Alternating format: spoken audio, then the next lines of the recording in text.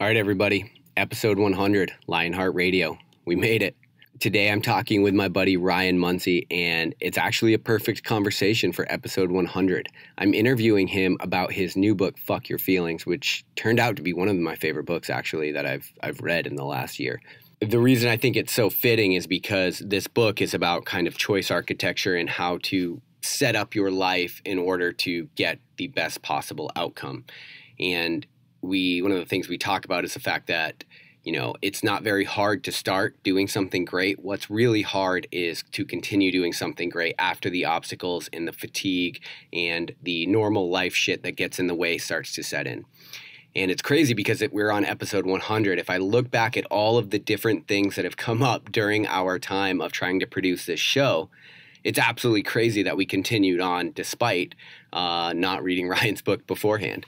But for you OG Lionheart Radio listeners, we used to have three people that hosted the show. It was myself, Memo Ochoa, who was a co-founder of Blue Aviv, and then Claudia Challoner, who was a nationally ranked powerlifter and doctor of physical therapy. And I loved the dynamic when it was us three, but because of the way that life works out and because of scheduling, one of the things that you'll notice is if you take on a really lofty goal with a partner, your ambition and your motivation will ebb and flow for that goal at different times than the ebb and flow of the motivation of the people that you are doing that thing with. And so that's a really difficult thing to manage, and I'm kind of just trying to draw light on it because it's something that you should know. There are always parallels that we can draw in life. I look at what it takes to get it through a special forces selection, for example. It's never the running or the swimming that gets you, it's the slog. It's the grind every single day, Monday through Friday, sometimes more than that, of doing these things every day, of getting up on sore muscles and deciding, even though you got kicked in the nuts all day yesterday, that you're going to do it again today. And that's something that can be transferable to many different things in life. And I think something that you need to know is if you are going to slog on to get somewhere great, you have to try to position yourself in a way that will give you the best possible result and the best possible chance at a positive outcome. Throughout that time, obviously, because I got moved in the military, I ended up losing the other two hosts. We also lost the person that does all of our design work in that time. And then basically I had to make the decision that this radio show, having an evolved conversation about the adaptability of the human condition, was something that was so important to me and that I thought people got something out of, that I was willing to take on the editing and take on the design work, despite the fact that I'm pretty technology illiterate. And so basically what it turned into is myself and then Steph, our operations girl on the back end, decided to take on all of the workload of what originally was 5 or 6 people to produce this radio show. And so I guess what I just want to say, if I look back at the last year, I'm super thankful for everybody that has decided to take this journey with us. In fact, that's everything I do, the content I produce, the books I write, the radio show. All of it would mean nothing without you guys. And we don't have any metrics to look at how it affected your life, how maybe it changed your idea about a training method or how you implemented something. We don't have metrics for that stuff. So what we see is when you tag us, when you repost, when you tag a friend. So I guess I just want to say thank you for all of those throughout this last definitely this last year, where we've seen the audience grow, over 300% for the radio show. I think I'm just telling you all this because from the bottom of my heart, I'm so happy to be on episode 100, and I'm so thankful to have an audience that is listening to this. And so as you embark on your own journey of difficult things, I hope that you decide to take on something that's difficult, something that's scary, something that seems like it's too big for you, because it will force growth as you go through that process. I've grown as an individual, as a host. My ideas have evolved and grown. You can look back at one of our episodes where I was thinking about getting into ultramarathon running, and then I did a recap of my first 100-miler that I didn't finish.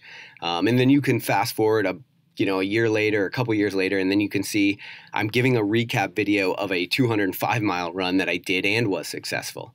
And so it's really cool to be able to look back at that evolution. But I will just say, if you are somebody that's going to take on something that is considered difficult, maybe too difficult for you and your current skill set right now, that's okay, because it's absolutely worth it. There's going to be a lot of things that are going to come up. There are going to be decisions that you have to make in that process that are going to be extremely difficult and at times very fucking lonely. And I'm telling you, as we go into episode 100, I think you should make the decision to keep on doing it anyway, because it will always be worth it in the end. The people that get remembered and the people that have a place in our history are the people that continued to persist and didn't allow the million little obstacles, first world problems, things that get in the way. They decided that the result was worth the journey. And so to all of you, thank you for listening. Without further ado, let's get into episode 100 of Lionheart Radio with Ryan Munsey.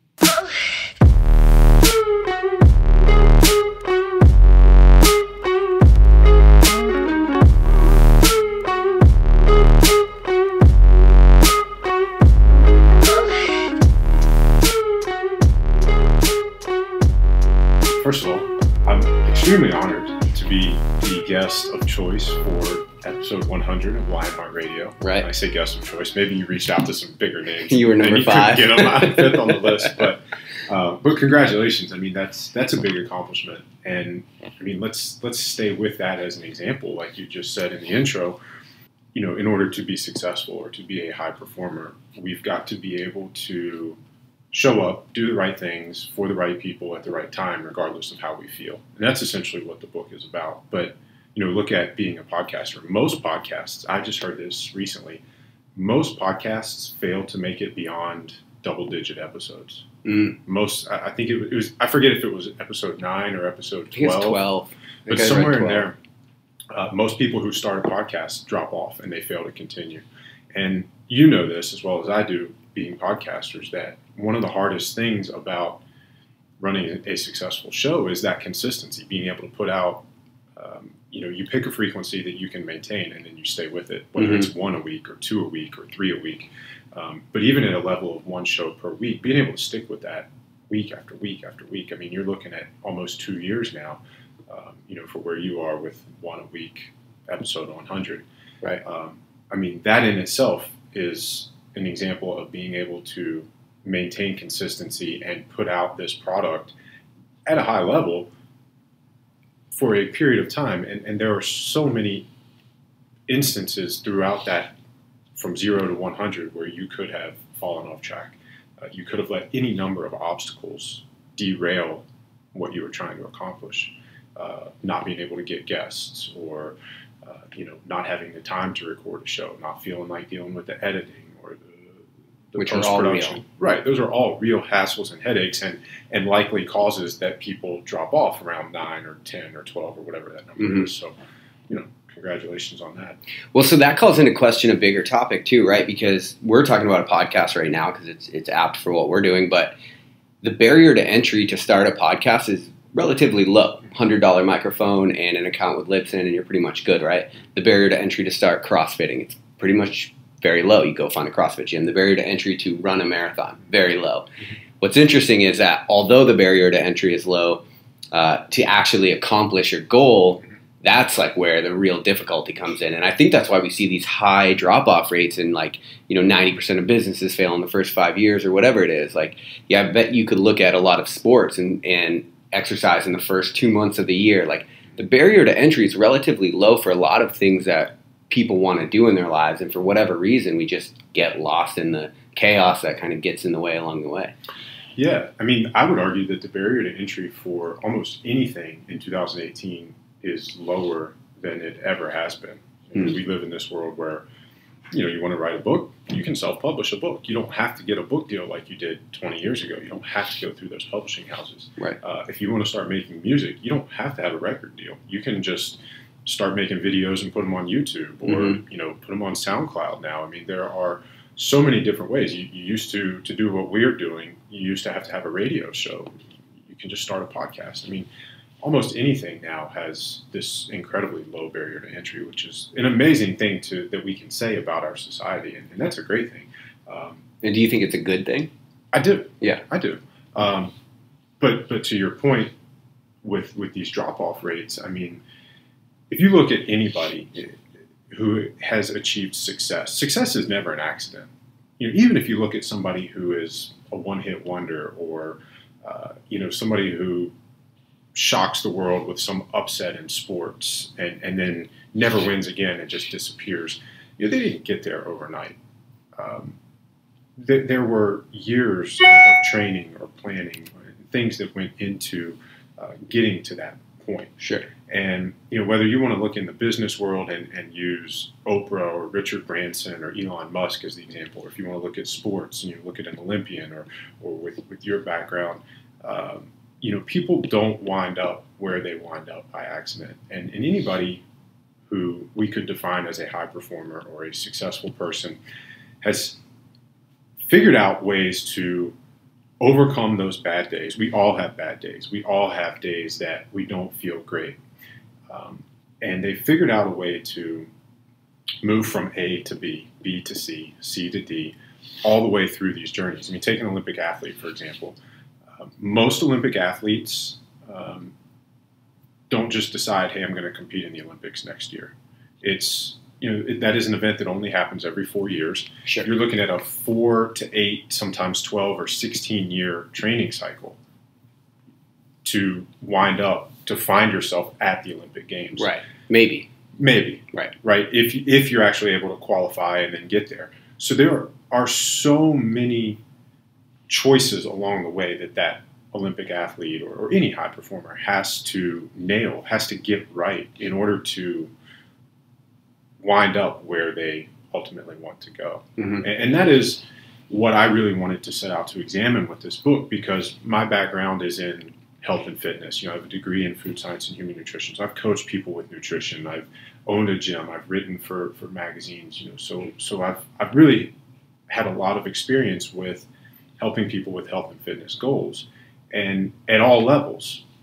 And no matter what these people's backgrounds were, no matter what their goals were, at the end of the day, we're looking at transformation. It's how do I get from where I am now to where I want to be? Right. The people who are successful in that, like these high performers, are the people who are able to overcome adversity, overcome roadblocks, and figure out ways to get the results, to make things happen that they've said that they wanted to make happen, regardless of how they felt. Because we all face these obstacles. We all face adversity. Those are givens. It's not a matter of, success isn't a matter of avoiding those things. Right. It's a matter of overcoming them. And I think the people who fail to reach their goals inevitably, in some capacity, either relinquish responsibility for that or somehow fail to overcome them. And so, all right, so you named the book "Fuck Your Feelings," right? And so I think that kind of probably conjures up all kinds of different emotions, Right. Ironically enough, in different people. But I would say it's probably not what most people think it is in this polarizing kind of political environment that we're in. Right. But so specifically, why did you decide that out of all these obstacles that we're talking about to get from point A to point B, why did you start? Why specifically did you kind of home in on feelings? So in chapter 1, I try to lay this out in the book. I tried to lay it out in a way that makes sense to me, and hopefully it sounds like from feedback that it's making sense to people who are reading the book. But I wanted to say, just like we said, I'm exploring why some people are successful and other people are not. Mm-hmm. And I'm doing it from a neuroscience perspective and looking at our biology. All these people who have been successful or are successful, they're humans, just like everyone else. We all have the same biology. We all have the same wiring.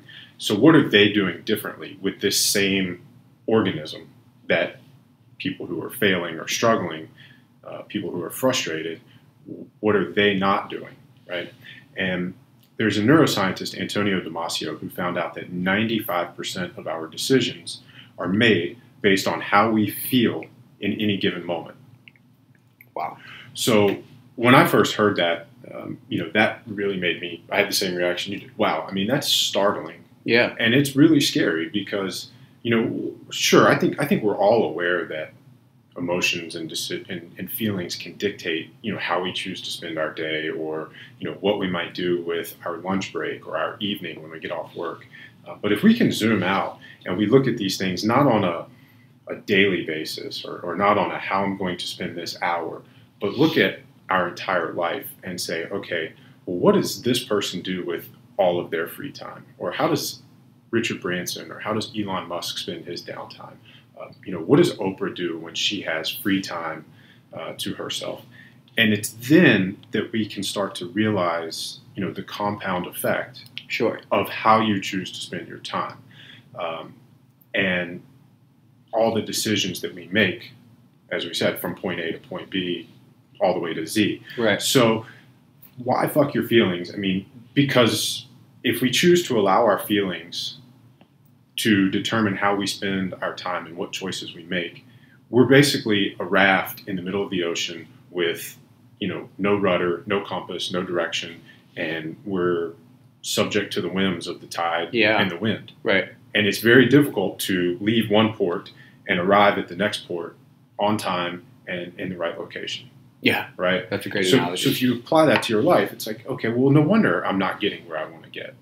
Because in those interim moments, I'm going off track by allowing my feelings to dictate my decisions. So it's really, like the subtitle of the book, it's learn how to master your mind. But before we master it, we have to understand it. And I want people to read this book and understand the biology and the physiology, the things that are going on, so that then we can bring an awareness to this. It's that awareness that gives us the ability to step back and have a choice. And then hopefully in that moment, we can be intentional about the choice that we make. And instead of letting our feelings or emotions subconsciously divert us, that we can say, no, fuck that shit. I'm going to do what I set out to do, and I'm going to accomplish this thing that I want for my life. Yeah, at the very beginning of the book, you pose a question, are your actions congruent with your stated goals, right? Mm-hmm.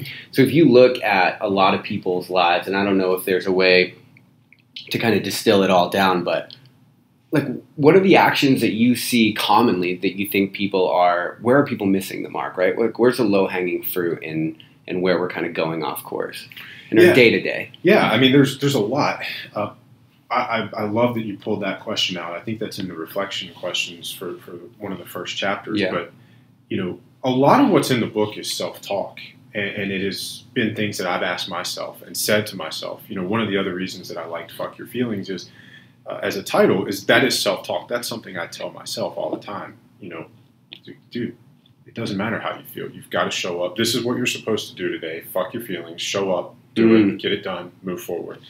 And, that question that you just, pulled from the book, are your actions congruent with your stated goals? That's something that my wife and I, Donna, have said to each other and talked about for years. I don't remember exactly when or how that first came up, but, like I said, a lot of my work has been in the world of, physical health and wellness transformation, right? So let's stick to low-hanging fruits there. I mean, you see people all the time that say, well, I want to be healthier. Well, first of all, that's incredibly vague. And in the book, we talk a lot about how to specifically make tangible goals and to focus on actions, not outcomes, right? Being healthier is actually an outcome that results from the actions that we choose. So I talk a lot about focusing on actions, not outcomes. But, some tangible things and choices that we see where people's actions are not congruent with that stated goal. Things like staying up, watching TV when you should be sleeping, or going out and partying at a bar, or getting drunk, or, saying I want to be healthier, but then not packing your meals and then winding up hungry and having to go somewhere. And then you use the excuse of, oh, well, I have to eat out at lunch, or, I don't cook, or, whatever. So I can't tell you how many people I work with that tell me I don't cook. I'm like, you're an adult. Right. Like, you don't have to be Emeril Lagasse in the kitchen, but you should know how to prepare a few things that, sustain your body. I mean, I get it. Like, cooking's not for everybody.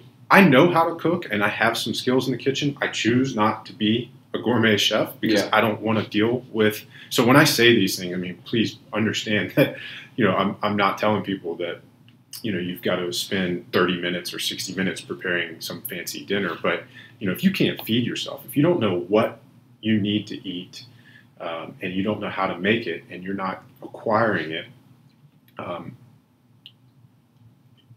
you're not very committed to that goal. Right. So are your actions really congruent with your stated values and stated goals? It could be, keep it in health and fitness. I mean, it could be exercise related, right? Like, are you actually moving? Are you getting 5,000, 7,000, 10,000 steps a day? If you have a training program, are you doing it? And not just are you doing it, but are you going about it with intention, or are you just going through the motions? Do you understand why you're doing it? Are you taking ownership for your own health and fitness? And I promise you, the people who are successful with that goal are taking ownership, and they are digging deeper into those things, and they're not just expecting to buy some program and then magically get the outcome that they want. Yeah. I like this idea about kind of going all in on our goals. Like a lot of times I think we think that we're all in because we are going through the motions when there's so many kind of supporting factors that we're not getting right. I think the most common one I see a lot within health and fitness, and maybe this is because I kind of came up in CrossFit and that just sort of was the deal because it's so community-based. But it's like everybody, they're doing the right things. They're getting up before work. They're hitting the gym at 6 a.m. They're crushing it, and they're going to work. But, a whole Monday through Friday of hustle is like, oh, now I deserve a break. So now on Friday night, we're going to go out and we're going to drink. And then I'm going to wake up on Saturday. And now I've probably lost some of the progress that I've made. And it was well-intentioned, but are you really all in on your goals? That's something you have to kind of ask yourself. And what I like about posing these questions about your actions is they start to make the subconscious conscious. Because a lot of times I think we're making decisions very subconsciously. We are not doing it with intention, right? And so the problem is like when you allow that subconscious to rule your life, you kind of end up like that raft with the wind, right? Yeah, and as you're talking through that, the question that comes into my mind is, how easily can I knock you off course? How easily can I prevent you from following through with your goals or your mission, right? Now, the CrossFit example that you gave, I mean, maybe that person just wants to be healthier and have fun. Right. As opposed to... Yeah, there's a time and a place. Right, as opposed to actually competing in the CrossFit games. So like, what is goal and context, and what are we trying to do with this thing? But, if somebody says, that their goal is to be healthier and, that they want to run 3 days a week and do CrossFit 3 days a week, how easily can I introduce obstacles into that person's life and have them be derailed or sidetracked? Is that something you ask yourself? It is. Maybe not consciously, but I mean... That is the question, though. I think that is the question that anyone could ask to determine how all in or how committed they are to these things. Yeah. I know if I say I'm going to do something, there's nothing that can stop me from getting there. I will roll with the punches. I will adapt. I will, do whatever it takes to, ultimately get to that point. Mm-hmm. I know a lot of people who fall off and aren't able to reach their goals because they'll let the first little thing knock them off track. Sure. It's windy outside today, so maybe they're not going to go for their run, right? Or it's cold, or get out of my head. There's any number of reasons that we could say, no, I don't want to do what I'm supposed to do today. But you say, fuck your feelings. Right. This is what you're supposed to do today to get to where you want to be. Do it. Yep. Regardless of how you feel. One of the things that's kind of helped me on my journey is I'm not, so like when it's cold, I don't feel like working out. That's like a legit thing. What I try to do is turn that around in my mind and talk about all the ways that is actually going to help me when I'm competing, when I'm running in these ultras. Right. And so when you start asking yourself, like, why is this happening for me instead of to me, I find that you can come up with some like legitimately great answers. Mm-hmm. Like, what do you mean why? This is happening for me so that when it's mile 70 and it's cold and windy and rainy and dark, I've fucking been there. I've been in that arena and I know how to deal with it. And so asking yourself that powerful question of, why is this happening for me? And then earnestly looking for an answer can really, really change the outcome of the entire game. Well, and like you said, now you're bringing unconscious conversations or subconscious things to the surface level. We're aware of them. And then that awareness gives us the ability to have a choice. We can say this is happening to me or this is happening for me. And how am I going to respond to this? As opposed to, being unaware that we are reacting to that by saying, I don't feel like running today. Right. One of the things you posed in the book, well, let me start. I didn't say this at the very beginning, but I got this book. I was one of the pre-orders, got Fuck Your Feelings off Amazon. And I was like, let me, look through this. And my buddy wrote it. I'm gonna give it an earnest read. And I got through like page 3, and I'm like, oh, fuck, I got to cancel plans. I'm reading the rest of this damn book. Much like Tate Fletcher said, he was like, he just thumbed through it and then started looking at it. He's like, oh, damn it, this is something I'm going to have to read beginning to end. And then actually, like, I felt like I was reading it too fast. So then I went back through and I started crafting notes, because the whole damn thing is just, every page is like something new that isn't good to know, but that you have to know. You know what I mean? And that was so, like, congrats on that. But thank you. One of the things you pose is, if you can learn to control your mind, you can learn to do anything. Right. Now, when you say that, are you talking about control your mind as in overcoming feelings? What are you kind of alluding to there? I would say yes, alluding to feelings, but I've always been fascinated by people who have done extraordinary things with seemingly ordinary origins, right?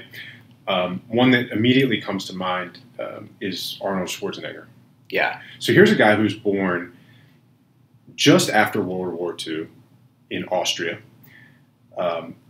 basically a country that, you know, should not have been able to, well, hasn't produced a whole lot of people who have had significance or impact on the world, right? Right. So I don't know how much you have read his bio or all know. of it. Okay, so you know, I mean, he was in the Austrian army. Right. He was competing in bodybuilding. He was so dedicated to that, and this speaks to a prior conversation that we were just having. He didn't let that derail his goal. Right. Literally forcibly armed service requirements. Right, and he was so committed that he had weights in his tank. He was a tank driver, and they had weights in his tank, and he would stop, get out of the tank, pull the weights out, and do weight workouts in the middle of some field to stay on track with his, you know, fitness pursuits. Yeah. Right. He would make these he would fill up a thermos with some concoction of, you know, protein and fats, and he would drink it throughout the day. And there are so many little examples of what he did that were a little bit out of his way. Mm-hmm. You know, he spent a few extra, you know, minutes in the morning doing this, or a few extra, but it's that free time. It's how you spent your time and how your actions were congruent with your stated goals. Right. That enabled him to, you know, have success in that pursuit. But back to the bigger picture with a guy like him.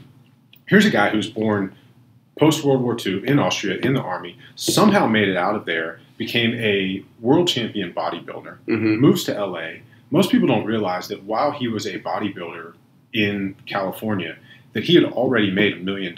He was already a certified millionaire through real estate. If you drive through Santa Monica right now, you will find buildings that he acquired in the 70s and to this day still owns. So he made a fortune in real estate while being a bodybuilder.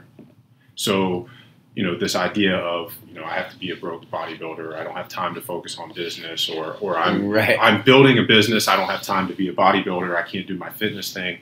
And then he says, well, hey, I want to be in the movies.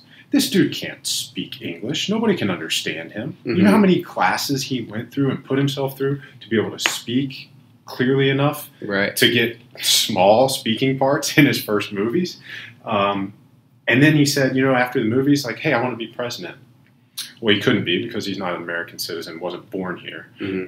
Eventually became a citizen and then became governor of California. It just fascinates me that there, and he's just one example. There are many other people who have done amazing things with their lives, but it's all through the power of the mind.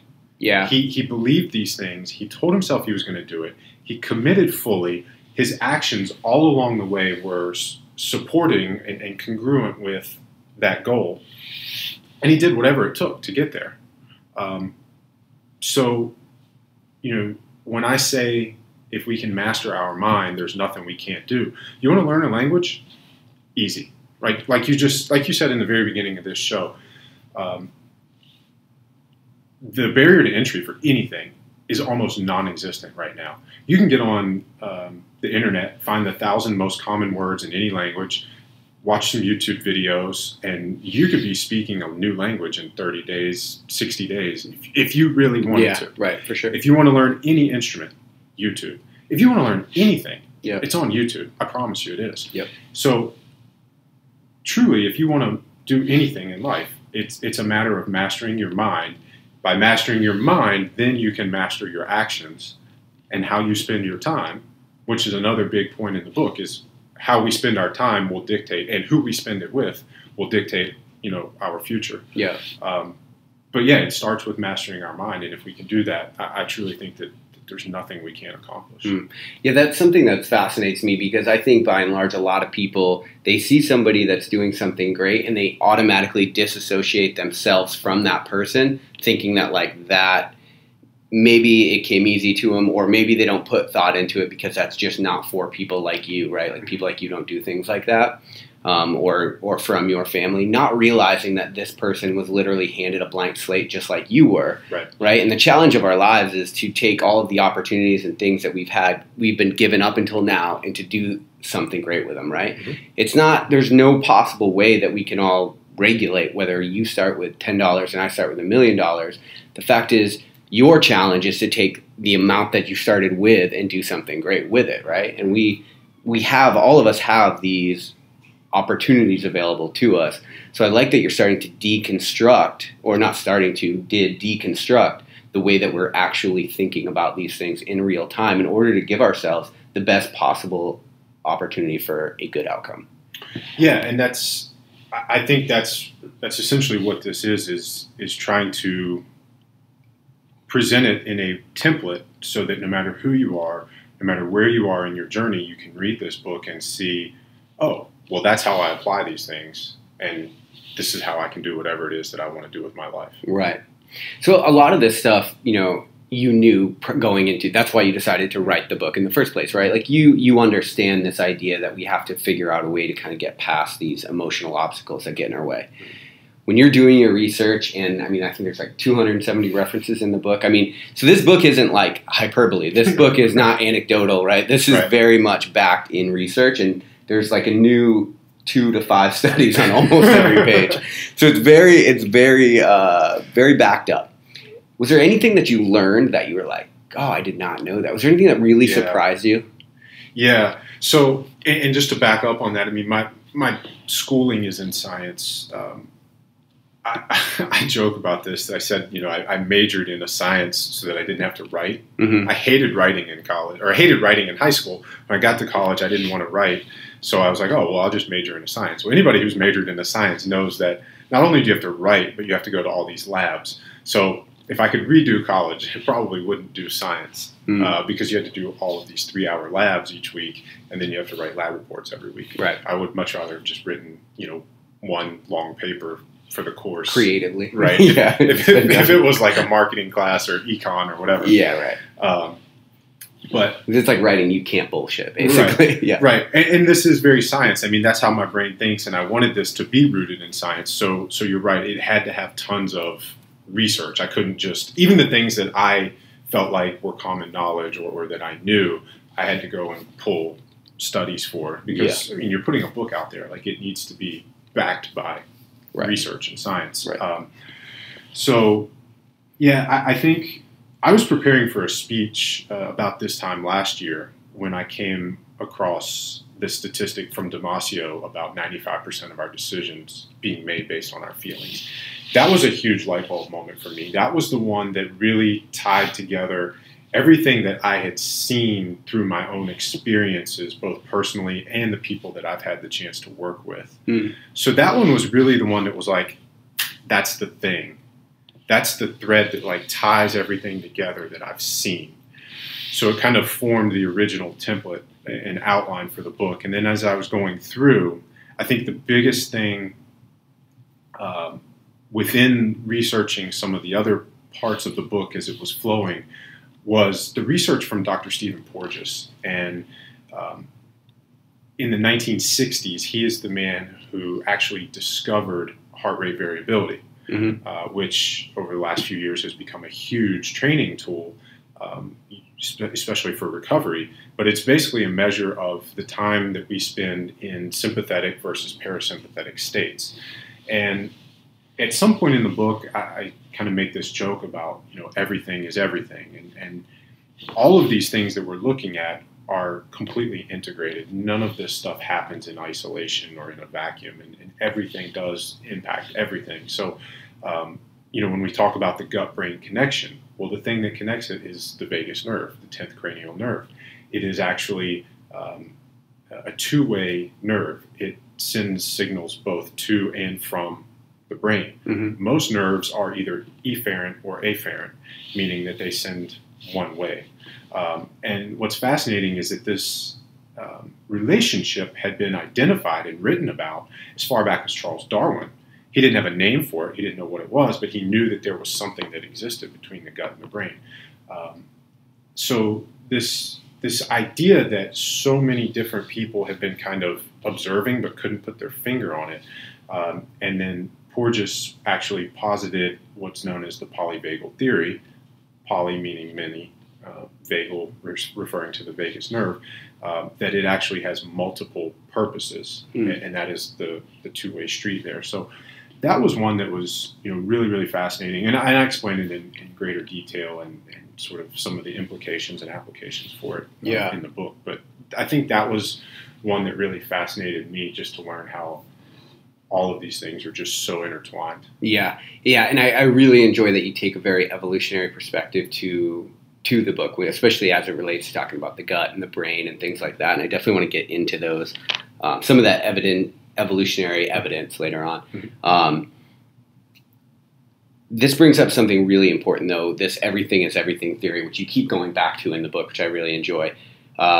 We really, and I think me and you have even talked about this before, but I think one of the biggest things that humans probably do wrong in today's world is that we think that we can act one way and that it won't affect everything else, right? Like we think that we can eat a certain way, and I used to think this. I used to eat just total garbage, and I remember people asking me like about why I would eat that way, and I'd be like, well, if the furnace is hot enough, it'll burn anything, because I worked out so much. Right? And when you're younger, you can get away with a little more, of course, but as you get older, you just start to realize like how everything in the body is so dependent on something else, and it's so much more complicated than we can understand yet, mm-hmm. right? And so I guess I just want to comment on that fact that like so many people are going through their day-to-day lives thinking that they can put a certain input in and that they're going to get out what they want, not thinking that that input will affect their outcome just because they don't see the linear relationship between them. Right. So nothing exists in a vacuum, and the example that you brought up is probably one of the easiest for people to understand, right. Because we can all look at we can all look at food as calories in, calories out. Yeah. Right. And at a very, very superficial level, and an entry level into paying attention to diet and nutrition, that works. But at some point, we have to evolve beyond that and look at how everything we eat is impacting us on an epigenetic level. There's cell signaling and hormonal signaling that goes on, and like you said, it's easy. Let's say you're a CrossFit athlete or you're an NBA player, right? Like Lamar Odom was famous for eating a whole bunch of candy, mm-hmm. And having this sweet tooth, and like you said, you can get away with it because you're so active. So, right, if the energy requirements are so high that you're not gaining weight or you're not seeing adverse health impacts from a shitty diet, mm-hmm. then people will say, oh, well, I'm getting away with it, or it's okay. But what you're not realizing, or what people aren't looking at, is all of the other ways that the food we take in impacts not only us, but our communities and the world around us. Mm-hmm. So, okay, it's fine to eat McDonald's food because it doesn't make you fat because you're active, right? Well, what about the local economic impact on farmers? What about the global impact that the supply chain has from everybody eating McDonald's and factory farm things? What about the hormonal signals inside our body and how that's impacting our joint health and our gut health, and then in turn how that is impacting our brain function? Mm-hmm. So these are all things beyond just, as you said, that body composition, calories in, calories out. What does the scale say? And everything in our body works that way, not just food that we eat. And this is some of my issue with some of the if it fits your macro movement, right? Because it's I understand that you can still make yourself look good based on a caloric equation. Right. But what percentage of your capability are you actually operating at mentally when you're eating donuts in the morning and your blood sugar spiking and then falling and then spiking, right? And is that sustainable? Is that truly healthy? Right. And so then the other thing to think about, which you kind of just brought up here, and this is a little bit of a tangent as well, but I've started asking myself this a lot in the last couple months, which is, are my actions contributing to the world that I want to live in? Right? And when you talk about like eating McDonald's, like that's a perfect example, because yes, you can get away with eating it right now in this moment, especially physically, because you're probably going to burn it off, whatever your justification is. But are you purveying factory farming? Are you contributing to the world that you want to live in? We don't ask ourselves that, realizing that there are second and third order effects of everything that we do. Right. Not just internally, but globally. Right. So a prime example of that, keeping it with food, we attended the Future of Farming thing last week, symposium or just panel discussion here locally in Virginia Beach. So the question was asked to the farmers, how can we as consumers support you?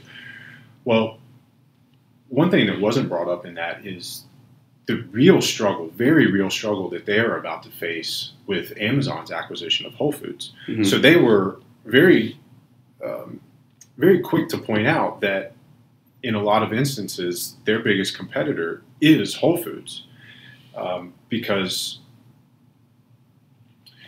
and I guess back up for just a minute, you're talking about, how do we contribute to the world that we want to live in? Well, when we look at the supply chain for food, okay, you can go to Whole Foods and you can buy grass-fed beef, right?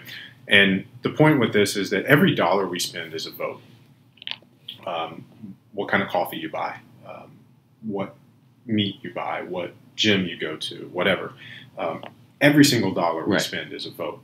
And that is another one that, like food, there are a lot of things to think about beyond just the surface level thing. So, okay, it may be more convenient for me to go to Whole Foods and pay $6.99 a pound for grass-fed ground beef, as opposed to going to my local farmer and paying $8.99 a pound. And people will say, well, it's cheaper, I can save $2 per pound. Well, there are a few different things to consider with that. So, what are the hidden costs? What costs are you not seeing? It takes somewhere, I think the number is 3/4 of a gallon of water for every gallon of fuel to transport food. To get to us. And most food travels an average of 1,500 miles. Now, I know like a lot of places like Whole Foods will say, that this only traveled, 500 miles or it's within 100 miles or whatever. But if we look at produce is incredibly seasonal.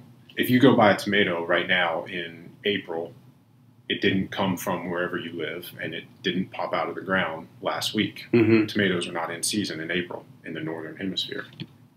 So where did it come from? Who grew it? How did it get to your store? If you live in Virginia, how did an avocado get to you? How many miles did it travel? What's the impact from that supply chain for getting avocados there? Right. So when we talk about local and organic, just because it comes from Whole Foods doesn't mean that it's necessarily the best choice for global impact. And what those folks didn't mention last week at the event was that now with Amazon taking over Whole Foods, essentially Whole Foods becomes a distribution center, a local or regional distribution center for Amazon. You can go on Amazon, you can order, grass-fed organic foods, and Amazon doesn't have to build new distribution centers. They can now just ship it from your local Whole Foods and it can be delivered to you. Sure. But where did that meat originally come from? What did it have to do to get there? As opposed to you going to your farmer locally, if it came from within 50 miles, you're saving, especially in the produce side, you're saving tremendous amounts in fuel costs, in water. Regenerative polyculture farming uses a fraction of the water for both produce and meat production that monoculture factory farms use. So there's a lot of things to take into account when we're looking at, the dollars that we spend. Right. And that's a big rant and kind of tangent, but Yeah, but worth noting, and if you're somebody listening to this and maybe you have a problem conceptualizing, or if you don't care about the global impact of your food, we can take this full circle and we can start talking about the way that this is actually, in fact, impacting your performance, right, and your well-being on a day-to-day basis, because there is a lot of, I think, evidence that's starting to point to the fact that we actually operate at a higher level when we are eating regionally, right? Like Abel James in the Wild Diet, it's one of the things that he started to draw light to is this fact that just because you can get tomatoes all year round doesn't mean that you are going to necessarily benefit from eating them all year round, right? And so, and when you look at things like your allergies and stuff, there's a lot of things that are impacted that people don't realize if you were to eat locally, grown within season. There's natural antibodies, natural histamines that start to develop, and you're symbiotic with the local bacteria and pollen, and because it's coming from local soil. The microbiome, the microflora, the bacteria in Virginia Beach or Tidewater, Virginia area is significantly different than Florida, New York, California. So when you're eating that and ingesting that, then the environment that you have within your body is symbiotic and in synergy with what's around you. Yeah. And so, all right, so this is perfect kind of segue, because if we're talking about the microbiome, we're talking about the way that these things affect the gut, right? Mm-hmm. And in the book, one of the things that you talk about the gut being almost our first brain, right? Because the animal kingdom spends most of their lives just trying to get food, shelter, and water, mm-hmm. right? With the advent of fire and refrigeration and some other things in modern technology, what we've done is we've freed ourselves up from that need to have to look for those things, and then we can focus on the highest expression of human existence, is how you phrase it, I believe. Right. It's fucking brilliant, right? And when we can start looking for growth and education and contribution and creation. And that's why I think taking an evolutionary perspective is so important in this discussion. Yeah. Well, so just keep it right there with eating locally and, populating our microbiome with the bacteria and the things that are around us locally. Up until 100 years ago, that's all we had. Right. There were no grocery stores. There were no distribution centers. There were no tractor trailers hauling food across the country. You couldn't eat strawberries in January that were grown in Mexico, or bananas from South America. You could only eat locally. It wasn't a thing. It just was how we were. Right. It's like there's a joke about organic food, and it's like your great grandmother's like, oh, you mean food, right? Right. And so. Yeah, Well, I mean, if you look at the timeline of evolution, and in fact, even if you were to think the Earth is only 6,000 years old, 100 years is such a small speck of sand in that time frame that it's not even conceivable that our bodies would adjust to this new demand of living. Right. Right? And so we have to still focus on that. Right. And to where you were going with that, and what's in the book, is that there's more to life than just counting calories or focusing on food. So it is, define your values, figure out, what is this world that I want to live in? What is the community that I want to create? Mm-hmm. How do I, show up in that way? How do I show up, and what choices do I need to make to ensure that I am showing up in that way? Yeah. And some of those choices are, what food do I buy? Where do I buy it? Who am I supporting with that? Some of it could be, where do I choose to work, or what work do I create, or whatever it is. But like you were getting into with that next line of questioning, is getting those basic levels of needs met, so that then we can focus on the higher level things, the growth, the contribution, the communities, and as you said in the book, the evolutionary look at that was, the moment that we were able to cook our food.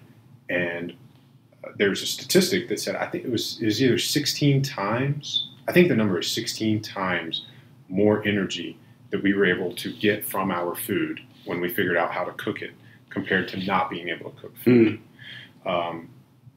And that's another thing, you asked earlier about research that was like an aha moment as you're going through this. And it was like, never really stopped to think about this until then, but we're the only species on the planet that cooks food. Right. Now, I mean, there's some really smart birds that can use tools to acquire food, or, we have chimpanzees that, can can use tools to get to food, but nobody else is cooking it. So there's an argument from some people in the book where, this ability to cook food enabled us to get more energy from the food, which meant that we didn't have to spend as much time looking for food. And then, we can shift our focus now to building civilizations and technology and advancing science, which no other species has done either. Right. It's really interesting to look at it from this biological standpoint. And again, remembering, as we said earlier, that we're all the same organisms. You and I and anybody else listening or not listening has the same thing to work with. It's just, what do we do with it? Right. One of the quotes I go back to a lot, and I can't remember who said it, but it's this idea that the subconscious,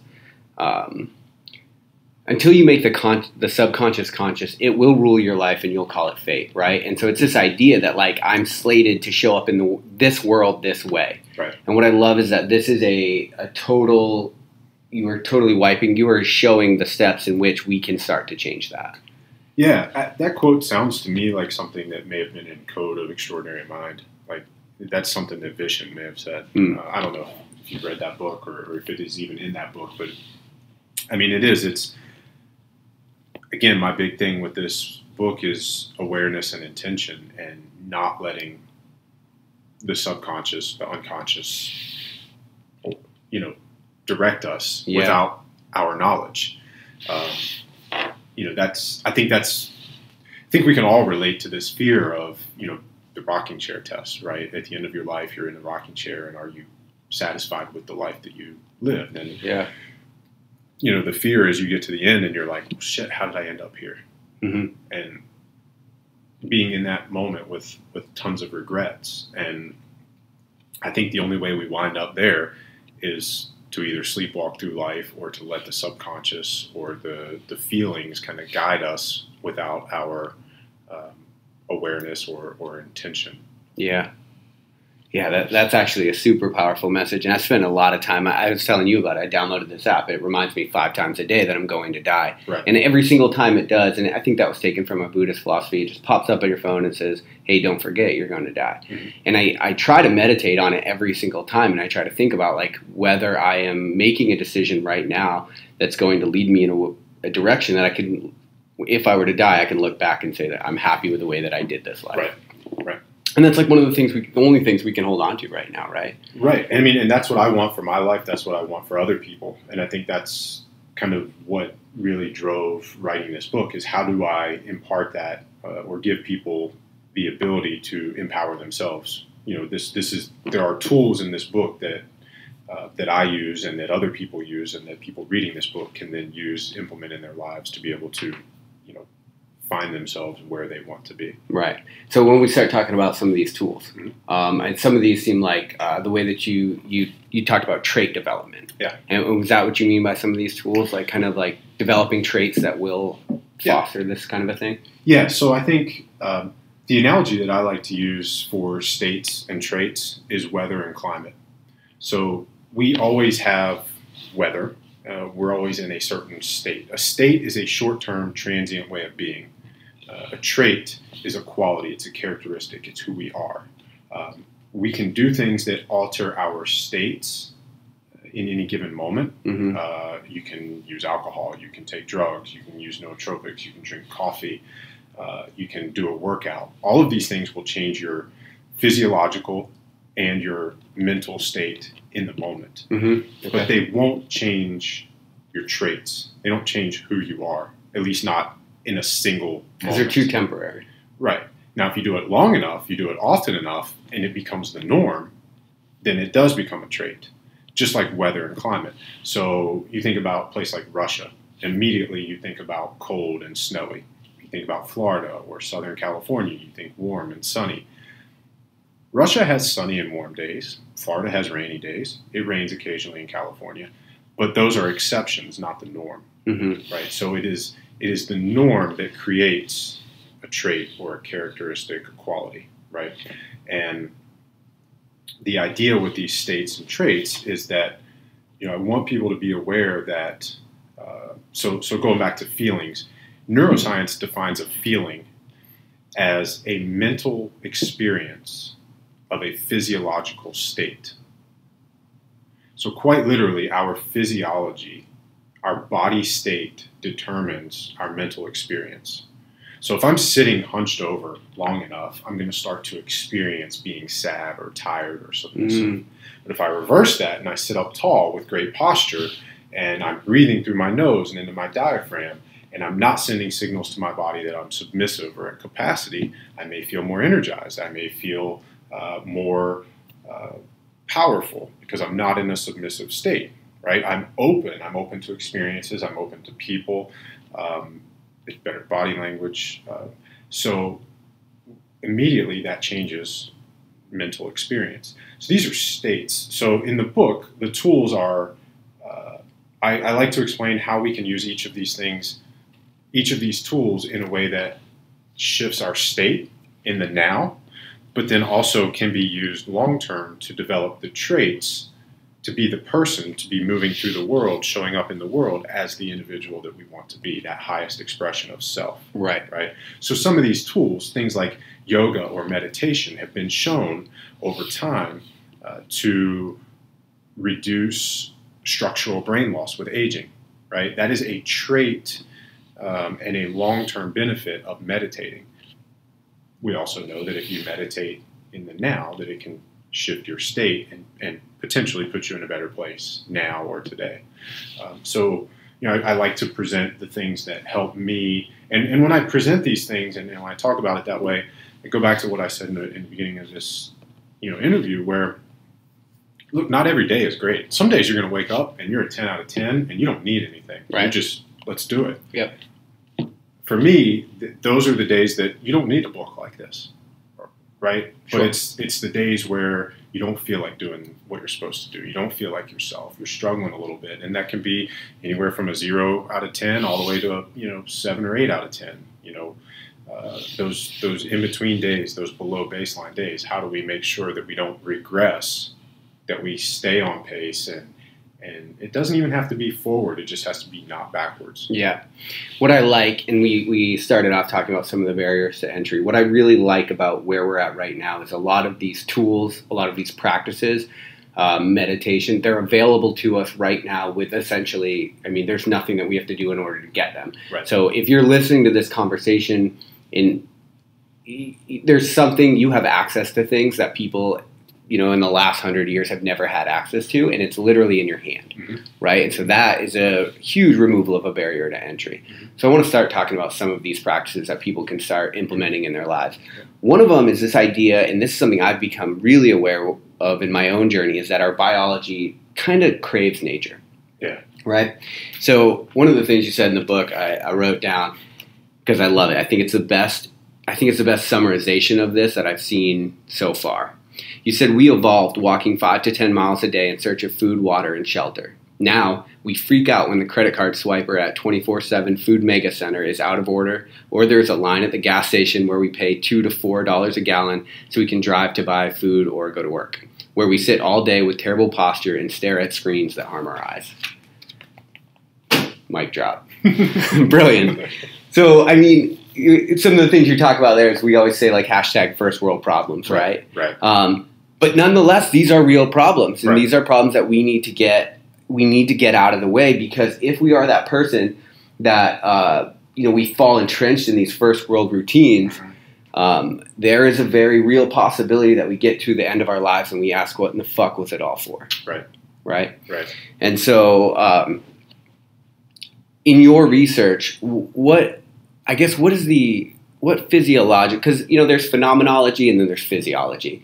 Some of the stuff that I want to get into, like with the water, right, that seems like phenomenology. Right. When we and I'll get to that in a minute, but when we start getting into nature and getting away from this kind of concrete jungle that we've built ourselves, right, what is some of the physiology that we see change? So there's tons of studies coming out where we're seeing a rapid move, continuing to see a rapid move towards an urbanization of society. And that's not new. It's been happening for quite a while, but and I forget the exact numbers, but very soon a high percentage of the world will live in urban areas, and it's only going to continue to happen that way. And then as a follow-up to that study, some of these studies were done at Stanford, some were done at the University of Michigan. Without looking at them exactly, I don't remember which ones were which, but as that happens, I want to say the number was 40% more likely to suffer from depression if you live in an urban area as opposed to living in nature. Whoa. So just looking at nature, being in nature for 20 minutes has a powerful shift on our brain, and it can reduce stress, it can improve creativity, it improves verbal memory. I think it was verbal memory. But what was really fascinating, and I think most profoundly implicated the positive benefits of nature, was the fact that you didn't even have to be outside in nature, that they could replicate those results if you just looked at pictures of nature. Whoa, really? Right? Okay. How crazy is that? So, things like green, just any color of green. So if you can just go outside and just walk where you've got grass underneath of you or green trees around you, or, look at pictures, with green, and you can have physiological benefit from that. But I think it's incredibly scary that this much of the world is moving to an urban area, and that has a 40% increase in, chances of being depressed. Well, if you look, let's be honest, most of the world has some sort of emotional, mental health struggle, right? Let's say, sure, everybody. In the world that we live in today, it is almost impossible to not deal with some sort of mental struggle of your own. Yeah. Right. And that's not even delving into the category of people classified with mental health issues or depression or whatever. It's a big thing, and it's only getting worse. Mm-hmm. And a lot of these things that we've just pointed out are some of the reasons. This getting away from nature, being on the computer all the time, being stressed, information overload, which is something else that we talk about in the book. In 2007, there was a study that found, and this is 2007, mm-hmm. found that we consumed 174 75-page newspapers worth of information every single day. So a 70-something page on average newspaper, 174 of them every single day. That's what we consumed. That was 2007. Think back to 2007. Facebook was just coming out. Yeah, I don't think there was Twitter. There wasn't Instagram. We didn't have the smartphones that we have now, so there was no Snapchat. There was no whatever. Yeah. So now you fast forward to right. As we're talking, I just get 7 notifications on my phone. To 2018. We're talking. This has to be orders of magnitude higher in terms of the information that we're taking in on a daily basis. And there are cognitive behavioralists and neuroscientists who refer to this as excitotoxicity, where it's all, like you could almost equate it to being like type 2 diabetes for your neurotransmitters. Yeah. Like you're just constantly bombarded and constantly stimulated, and no wonder we're stressed out. We're on information overload. So that's why we crave going back to nature. That's why we crave sensory deprivation and float tanks, and that's why I think you're seeing this reemergence of plant medicines and people wanting to do consciousness explorations and yoga retreats and meditation. And yoga retreats were not a thing 3 years ago, and now I can name at least 10 or 12 that I've seen pop up in the last 2 years. Yeah, right. Well, there's a reason people are seeking this, and I think endurance runs, and it's a way to temporarily get away from that information overload, bombardment.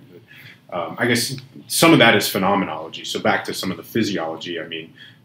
How that impacts glutamate and GABA and neurotransmitters is very important. The depression linked to the removal from nature.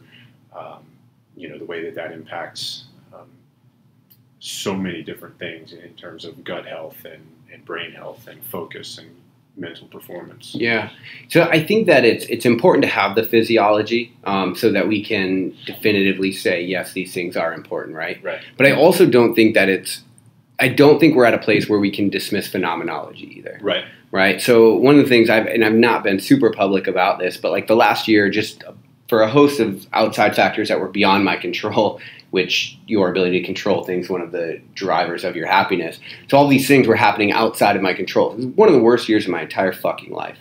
For reasons that were beyond me, I found myself on the weekends constantly driving into the mountains and running in the mountains and just sleeping in my car.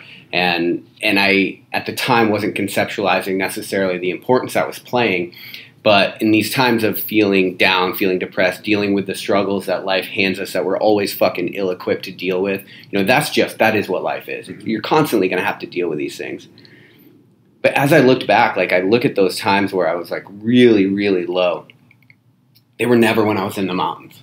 No matter what I had going on, there was like this, just breathing in this air. It was like your eyes are meant to see this entire landscape. They're not meant to stare at the four walls of a cubicle or the four walls of your room when you're depressed, right? Like that was something that I did on a very subconscious level, but I just continued to do it. And as I look back, I realized the importance that really played. Yeah. So there's a quote that I love, and it's in the book, motion creates emotion.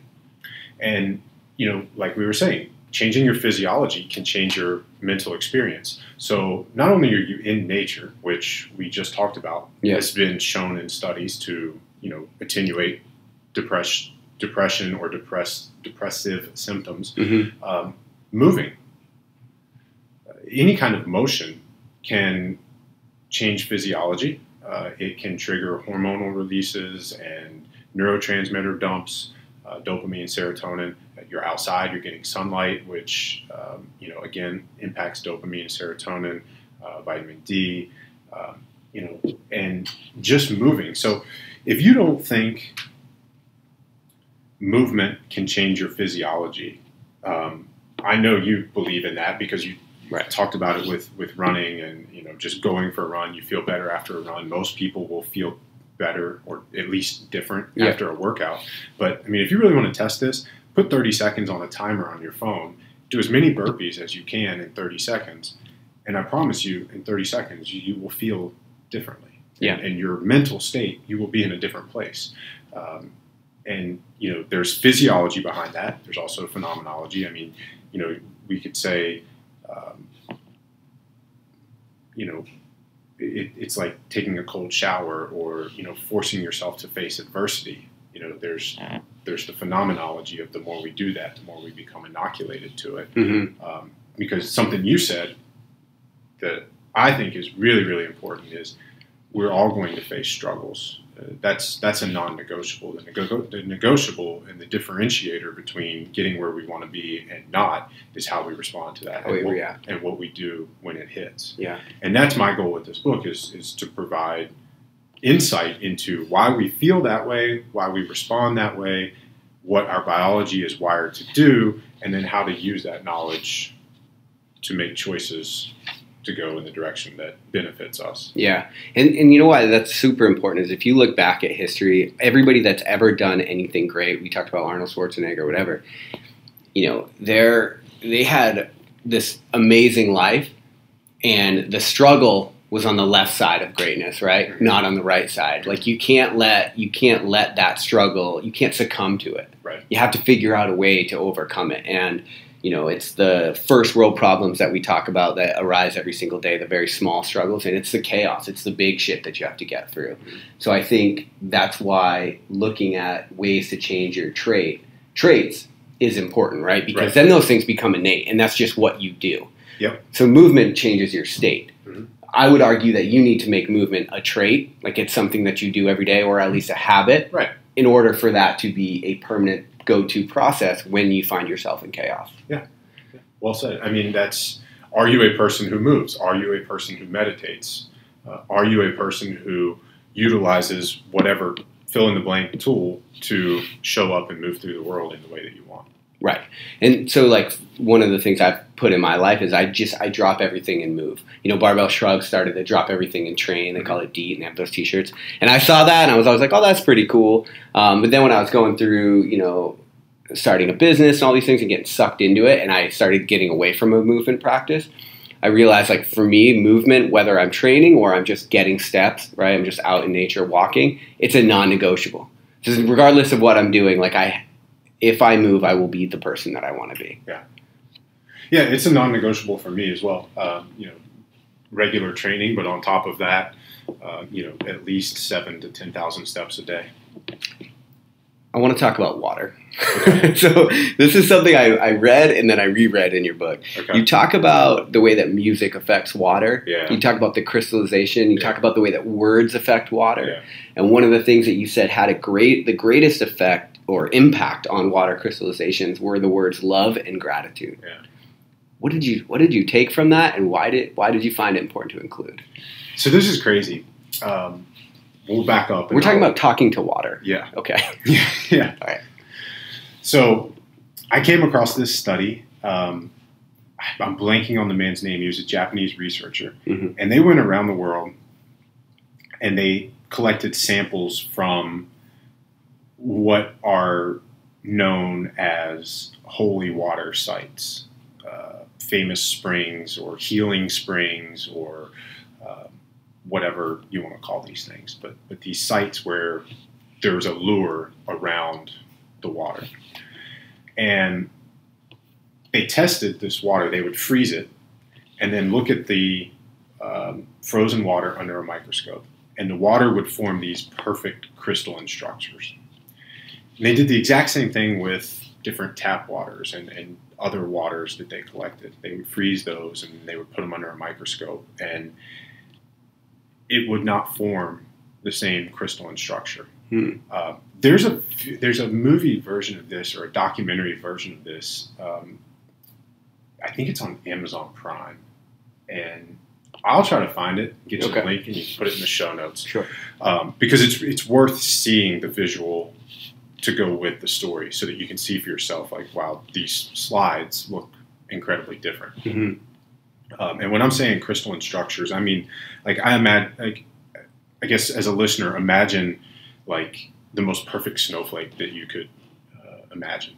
But what they found then was that they could take both of these waters and then introduce variables, being music or words talking to them, and change whether or not they formed crystalline structures. So this, spring water that came from a healing spring, mm-hmm. they could say, fuck you and you suck and I hate you, and then it would no longer form crystals. Or they could play certain music and it wouldn't form crystals anymore. And then they could take this tap water that didn't form crystals, and they could say things like, thank you and we're grateful for you, or play classical music like Beethoven or Mozart or whatever, and then it would actually begin to form crystalline structures when frozen and looked at under a microscope. So do you have any idea why? Yes. All of these things are just vibrations. Sound, like what you hear coming out of my mouth, is a sound wave. It's a vibration. Which is what we all are.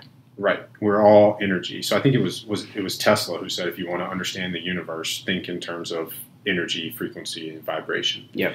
So as woo-woo as it sounds, these frequencies, these energy vibrations that came from either the music or the words were literally changing the structure of these waters that they were testing. Yeah.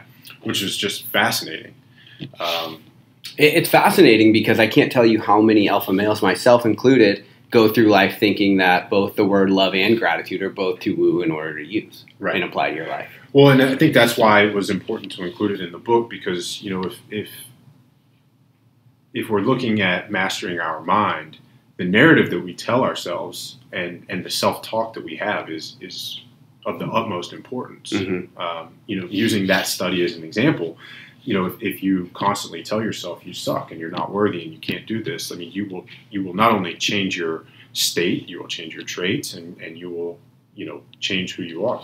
There was a corollary experiment to this that they presented in the research or this documentary. We actually tried this at home. So we took 3 different glass jars and put them on top of our refrigerator. And in one jar, each jar, we put rice, raw rice, covered it with water. And one of them we ignored, did nothing. One of them we said thank you, and we're grateful for you, and we love you every day. Yep. And then the other one we said, fuck you, you suck, we hate you, once a day. Fuck that rice. Right? All right. What was fascinating is that the one that we cussed out and said we hate you and fuck you, like over time, that water became darker and the rice itself became like smaller and broken. That's incredible. And the other 2 did nothing. In the way that it was presented on the documentary, the one that we said I love you to and said we're grateful, their research found that it developed like a sweet smell. We didn't notice that, but what we did notice is that the one that we said evil things to or negative, the one that we fed negative energy, actually broke, became smaller, and turned dark. Yeah. That's an incredibly powerful symbol for the power of self-talk, right? Right. Yeah, that's interesting. All right. So the end of the book, you say dream and fail like a kid. Yeah. So I really want to get into this because that's something we lose, I think, as we grow up. We lose this ability to be childlike, right? I think a lot of people retain the ability to be childish, right? But I noticed that when you said childlike, I love that. It's childlike, not childish. Right. Yeah. Right. Childish is letting emotions rule your life. Right. Right. Right. Childlike is looking at things with a sense of wonder. Dreaming without self-censorship. Right? Like. So what does that look like? So it looks like the kid at the beach practicing his home run swing. And I don't know if I put this in the book, but this was one of the things that led to writing that was this was last year. We were at the beach one day, and there's this little boy, and his brothers and his family were tossing wiffle balls, and he's swinging his wiffle ball bat, and they were playing, and then they were done playing, and then he goes off, and he wasn't finished playing. So since no one's throwing in the ball anymore, he's over there practicing his swing, and he's playing by himself. And I'm watching this kid, and every time he swung, it was a home run. And I know that because he would pose, and he would hold it, he would flip his bat, and he would trot around the bases. No kid practices striking out. Right. No kid imagines striking out when they're playing like that. Yeah, right. This kid was hitting a home run in his head every time he swung that bat. And it was beautiful to watch it. I couldn't stop looking. Yeah. And I've seen a lot of instances of this. So another one was we were in an airport, and there was a kid sitting behind us, and he has this toy plane, and he was professing to this woman sitting across from him that didn't know him, that he was going to be an airplane pilot, and that he was going to do these things, and there was no doubt in his words. He was so convicted, and he was so sure of himself and so passionate about it, and there was no censorship. And like you said, we lose this for a lot of different reasons, but I mean, think about a kid learning to ride a bike or a kid learning to walk, and then compare that to an adult at their first day at CrossFit, or an adult who maybe doesn't succeed the first time they try a new diet, or the first time they try to quit smoking. As an adult, we would say, oh, well, I can't do this, or I'm not supposed to do this. But if a kid said that the first time they tried to walk, or the first time they tried to ride a bike, their entire life would be a failure. They would never make those things happen. So much so that it's not even conceivable. Right. They wouldn't even consider not trying It's again. not even an option that they can't do it. It's just get back up and keep trying. Right. So why then, as an adult, do we lose that? Right. Well, I think what people do is the first thought that they have is about something great that they might want to do or be, and then their second thought is about what if I strike out? Or the first time they fail, they identify as a loser, as a failure, and they begin to worry about what other people think. There's this comparison inferiority complex. So that kid learning to walk, that kid learning to ride a bike, has no freaking clue how many attempts or how long it took other kids to be able to walk. They're not worried about that. They're not worried about, I don't care how long it took you to be able to ride a bike. I have no concept of how many times you had to try to walk before you could walk. But these adults who can't learn how to do a snatch, or tell themselves that they'll never be able to do a snatch or a handstand push-up or a diet or quit smoking, they look at other people, and it's that comparison that screws us up. Mm-hmm. Put blinders on, stay in your lane, and like we talked about earlier, if you're truly committed to your goal, it doesn't matter. None of those things are of any consequence to you achieving the thing that you want to achieve. Yeah, and nobody gives a shit if you fail. Right. That's what we think, like we get worried, like, I can't tell people, I can't let people know that I'm a failure. And if you look at, this is one of the things that's been interesting to me, is I've looked at a lot of people that have been successful in business, and they always have a string of like 5 or 10 failures. Yeah. And we get on failure 1 or 2, and we start thinking like, fuck, I can't let people know that I can't be this failure, right? And so we try to dismiss it and then never do that again. Right. And I mean, all of those business people, they don't care about those failures. The public doesn't care about those failures. I mean, look at how many incredibly successful people we have throughout history and in current times who have failed a lot, and nobody cares. It's only the one success or the few successes over those multiple failures that we focus on. Yeah. So I'd like to do a fuck your feelings Lionheart kicker. Okay. So if you could take this book and you could read through the entire book, and you could only choose to share one part of it, but that one part would be heard by every single person in the world. What part would you choose that people should absolutely know? And if you pick the part where you interviewed me, that's okay.